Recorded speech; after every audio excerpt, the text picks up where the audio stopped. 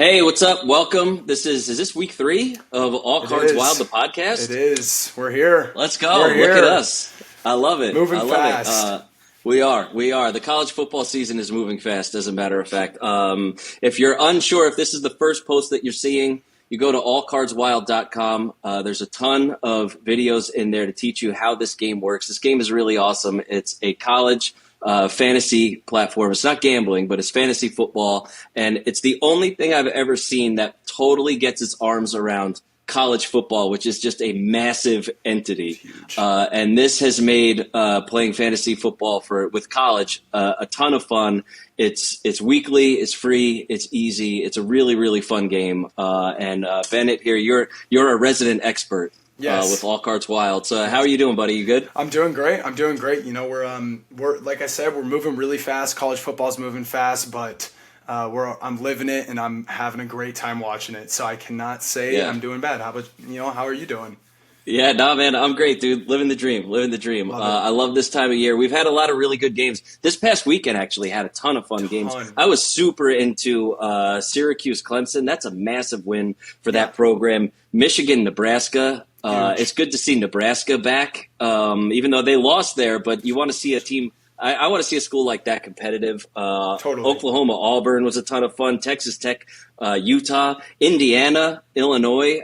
We've on the Dan Patrick Show, have been talking a lot about who's going to be this year's Indiana, and it turns out this year's Indiana is Indiana, which is kind of crazy. Yeah. But anyway, what stood out to you this past weekend? Yeah. So I guess to start off right off the top, last week I mentioned totally, bad call by me. I mentioned Texas Tech, Utah being somewhat of a shootout. I thought Utah was going to come into this maybe being a little more prepared, but they kind of, I don't know what happened. They kind of fell flat, and Texas Tech is rolling right now. Their offense is looking really sharp. Obviously, they're the number 12 now in the nation, so I'm kind of excited to see where Texas Tech gets. Like you said, another really good game was Auburn, Oklahoma. Just it's just one of those like really gritty SEC games. It's like, you gotta love what it is. Another team I was going to mention was Florida State. Obviously, we were looking at last year and the year before, Florida State, we were like, oh, maybe this is kind of where Florida State might need a rebuild. But, number 8 in the nation now, they just put up almost 70. So it's like... For me, growing up, certainly in the 80s and 90s, every Florida team was awesome. Miami was awesome. Florida was awesome. Florida State was awesome. To me, the world feels like it is in the right orbit when Florida has good football. Finally, back in place. Exactly. Yeah, exactly.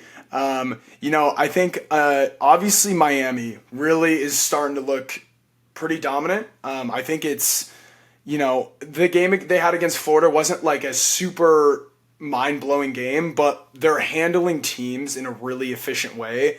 And, now they're number 2, which to me feels a little bit of a stretch for Miami. I don't know if they're really number 2 talent, but, we're going to keep seeing if they can prove it, right? And the team that's unproven to me that I really just love to see, it's just awesome to watch them win, is Vanderbilt. Number 18, they put up 70. It's super cool to see teams like that just dominate because it's just so rare, So I think that kind of being the last game I really wanted to highlight on was Vanderbilt beating Georgia State. Obviously not the best, but Vanderbilt putting up 70 points, you don't see that every blue moon. Dude, what? Yeah. That's crazy, bro. Yeah. You know what, too? I feel like Vanderbilt is like sometimes this college football season is like watching a body switch movie. Where like totally. Lindsay Lohan and Jamie Lee Curtis switch bodies or whatever. It's why is Vanderbilt good and Florida's not good this year? Like what happened? How did they switch campuses or something? Something in the air. It must be something in the air, man. Yeah. Very strange. Well, you had, looking back at the locker room league for All Cards Wild, you had some really good calls this week in terms of players. Yeah, I want to try to be, for everyone here, I want to try to give you guys some accurate picks and not look like someone who's just, talking out of his ass about college football. So, going back and looking at some of the guys, I remember I said, Eric Singleton and Cam Coleman, the 2 kids from Auburn, right, the 2 receivers, I remember said, it could go either way. One of them could do really well. One of them couldn't. Both of them played pretty exceptionally well this week. Cam Coleman, hit on the route runner card. He had 3 catches, like 88 yards and a touchdown. And obviously, I kind of saw that one coming considering this kid is a pure deep threat athlete. So he hit really well there. Eric Singleton, funny enough, had 9 catches for 60 yards. And on one card, you have to get over 65 yards. And on another card, you got to get over 10 receptions. So sadly, he didn't hit, but he was like right there to hit almost every single card. So that was kind of the ones that I was kind of bummed out on. Another guy I mentioned was John Mateer, the Oklahoma quarterback. He obviously went out, played really well, played a solid game. He hit on Bazooka, having over 22 pass completions. You know, obviously, it's looking like Oklahoma is really starting to go from, you know, from what I used to think with Oklahoma, with like people like Adrian Peterson, you know, those, you know, beast running backs. They run the ball, they're tough. It's looking like they're starting to pass the ball a lot more. So it's kind of cool to see them change their offensive scheme. The sleeper pick, I'm really glad it hit for you guys last week. Jaron Knack, the tight end on Oklahoma. He hit every single card for tight ends except House Party, but he hit Sports Pepper and the big man on campus. So that was one that I was kind of happy about because I was really hoping that at least a sneaky lock would hit, right? Yeah, for sure. So I think, you know, I guess 3 for 4 isn't too bad. I will try to start hitting 100% for you guys so you guys can start winning your leagues. Yeah, dude, that's a Hall of Fame caliber numbers right there, dude. 3 for 4, are you kidding me? Heck yeah. Man. So we'll look ahead right now to game of the week this week's got to be Penn State, Oregon. 100%. I mean, and, you know, I was going to mention to you guys at the start, if you guys noticed, there's a new setting. I'm back in Eugene, so fully back, right with my hometown, right with my Ducks. Very nervous for this game, obviously, because both, you know, Penn State and Oregon, both, we haven't played a whole lot of really good competition, so this is going to be the big battle right here. And obviously we got game day, we got the whiteout. It is about as beautiful and perfect as college football can get right here, man. I'm really excited for it. Yeah, no, that's a monster matchup. There's a bunch of good games this week. You got LSU, Ole Miss. That will be is awesome. Even Georgia, Alabama. Alabama's down a little bit, but that's still just it's a marquee matchup 100%. Regardless. I was going to say this may sound like a maybe a crazy prediction, but I really could see Ole Miss beating LSU here because I really believe that LSU, to me, has not proven that they are that number 4 just dominant team yet, and I could see a sneaky Ole Miss team coming in and beating them, and that could be the same for Bama. You know, in the end of the day, it is still Alabama, and they still have Alabama players, and I do believe Ryan Williams is going to be playing. He's coming back from the concussion he suffered in week 1. So having Ryan Williams, you know, that kid is, you know, that's an NFL lock right there. That kid is going to the NFL. He's going to be great in the NFL. So I could see him doing really well against some of those Georgia DBs. Could be looking at some big playoff implications with those matchups too. Totally, you know, totally. It's going to change a lot. Yeah. I'm actually looking forward to Indiana, Iowa too. Yeah. That's a fun game. Totally. You know, it's not typically the names that I associate with like, yo, I got that on my calendar, but it kind of played into that, and I'm pumped for that one. 100%. I mean, you know, Indiana just looks super hot right now. They're playing really good football, and you know, Iowa is one of those teams that I feel like is kind of a hot team stopper. As you know, Iowa, very run dominant team. They really like hold the ball, you know, control time of possession, and they always have a really strong defense and a really good coach. So it would be really crazy, honestly, to see Iowa win this, but I wouldn't put it past them. I'm not going to say Indiana has this as a lock yet. I think the last game that I'm really looking forward to is Ohio State and Washington. Now, obviously, Washington's unranked. Ohio State's number 1, and obviously they have all the talent that they do, but I think Washington is a very sleeper unranked team. I think they have a great running back in Jonah Coleman, and he is putting up like Ashton Genty numbers this year. So I think that obviously being a Ducks fan, if Washington came in and beat Ohio State, that would make my night. Honestly, that'd make my Saturday. But I'm really excited to see that one. So yeah, no, that's awesome. I have one more. I like Texas A&M, Auburn. That, you know, you look at SEC West. Totally. That's got That's another one of those games that sort of shapes the SEC a little Yep. bit. Yep. And you're like, man, there's sort of like risers and fallers there, you know? That one is going to be like the definition of an SEC gritty, chippy, Yeah. just grind out type of game, in my opinion. Auburn and A&M, there's definitely not a lot of friendships there. There's probably some bad blood, and they're going to play like it. And I'm really excited to just see some hard hitting football. It's something we don't always get that much anymore. So For sure. let's hope for the best there.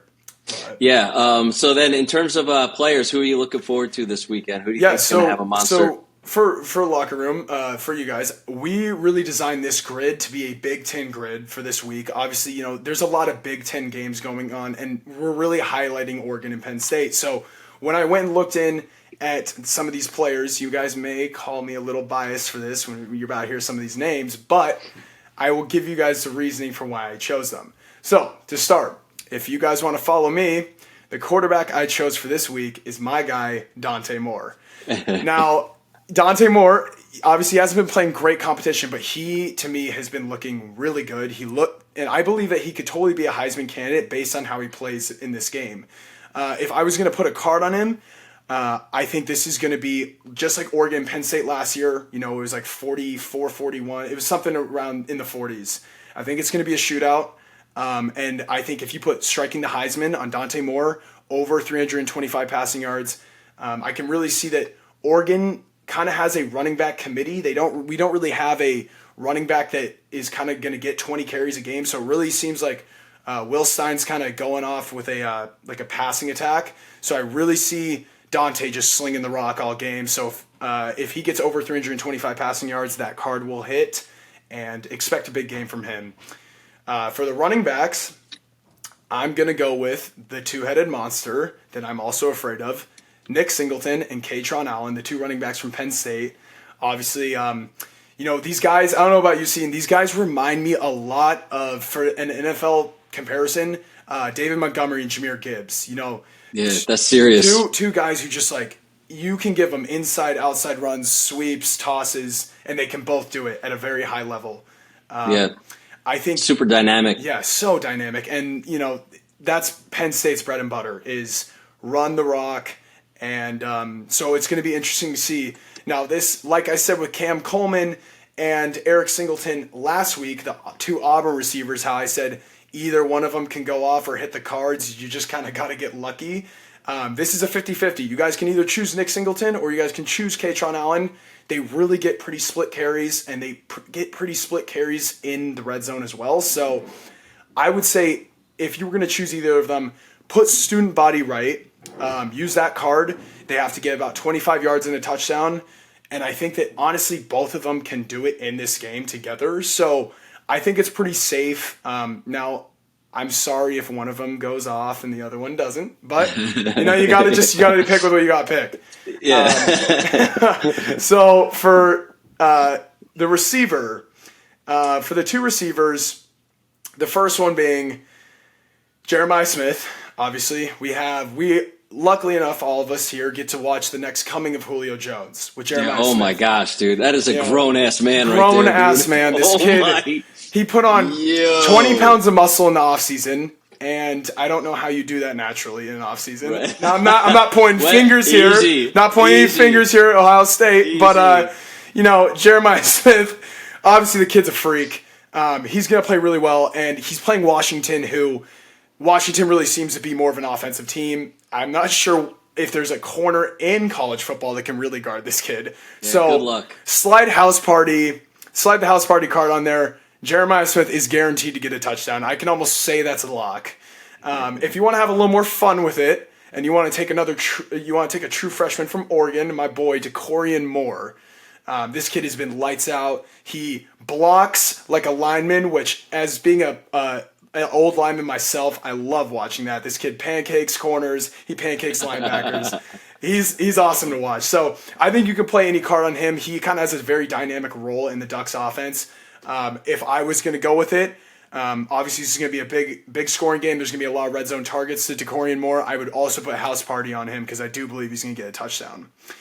And for the last pick for my tight end, going with another absolute freak, Kenyon Sadiq from the Oregon Ducks, the tight end, standing at 6'3", 245 pounds. And as of yesterday, I looked up, he bench presses 455 pounds, y'all. So dang, that is unbelievable. That is unbelievable. And I think this is one where you can put the house party card, which is also a 1 touchdown card on him. If you look back at Oregon's last 4 games, Kenyon Sadiq has caught a touchdown in 3 of the 4 last games. So 75% being a common number here with my picks last week.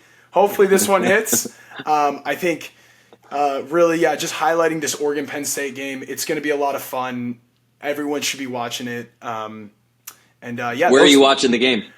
Funny enough, I'm going to be in Salt Lake City. So my brother has a couple Duck fans. I got a couple Duck fans from home that go to Utah. So we're going to try to get a little group together to watch it as we all anxiously hold our hands and hope Penn State does not beat us so Oregon gets called frauds again. So, this is going to be... I think Utah has my West Virginia Mountaineers this weekend.